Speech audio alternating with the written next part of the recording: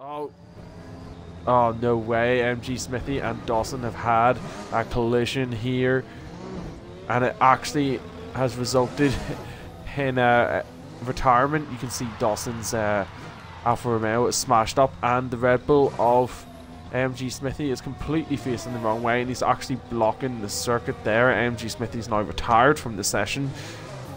What an absolute disaster to qualifying this has been.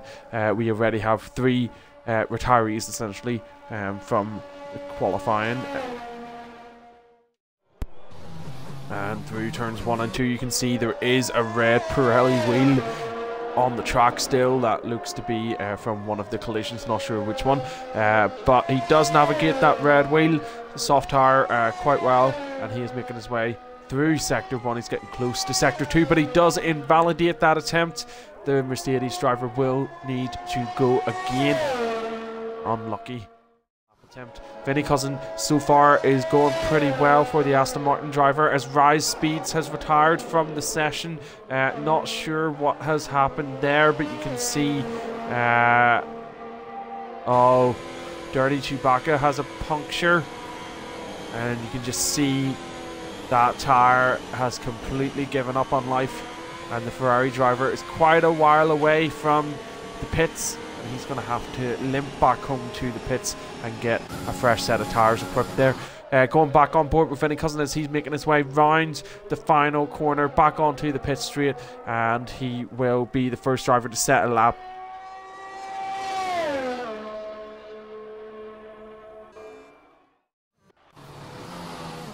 Just having a look now at the McLaren of Hypnotic Butch. He's making his way around the final corner back onto the pit straight, and he is looking to start his first flying lap of the session. It is on the soft tyre for the McLaren driver.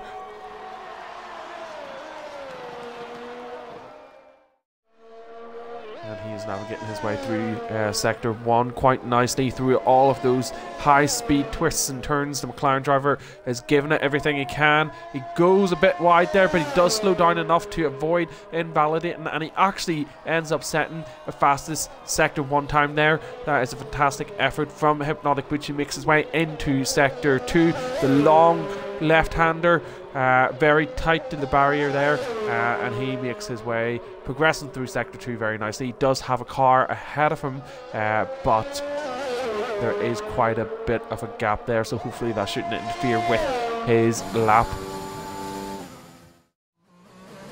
Hitting that apex back on the par, and DRS assistance down that final pit straight. Let's see what time it is on the board for Hypnotic Butch. Is it good enough to take pole position? It is not. He's quite a bit off the pace there. It looks like it's slowed right down. It's a 1:39.5, and it does look like he's heading straight into another flying lap potentially there. He does have a little bit of traffic ahead of him, but the Mercedes driver, it does look like Isakui has moved out of the way to allow the McLaren driver past, and you can see he's back on the par again. Let's see, can he get a purple sector 1 time again in sector 1? Oh no, he goes and invalidates that attempt. Really unfortunate for the McLaren of Hypnotic Butch, who has some work to do to try and put himself up the grid a little bit more.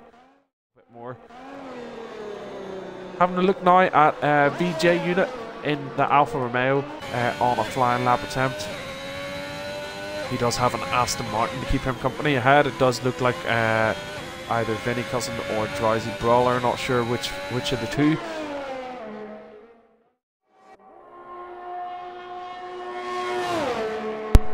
VJ unit with DRS assistance, making his way to the final corner, slows right down, carrying a little bit of speed through that final corner, back onto the pit straight. DRS assistance down the pit straight. Let's see what time it is on the board for the Alfa Romeo driver. It is up into P3 on the soft tires at 1:31.3.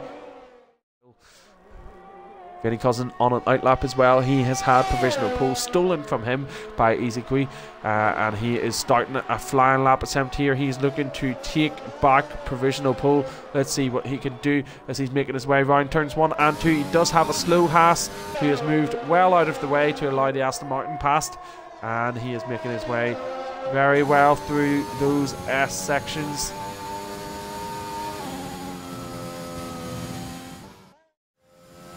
And Vinny Cousin has found a hole second, and at the moment that will be enough to give him provisional pole back, but he needs to keep this momentum up. He cannot afford to lose any time in sector 3.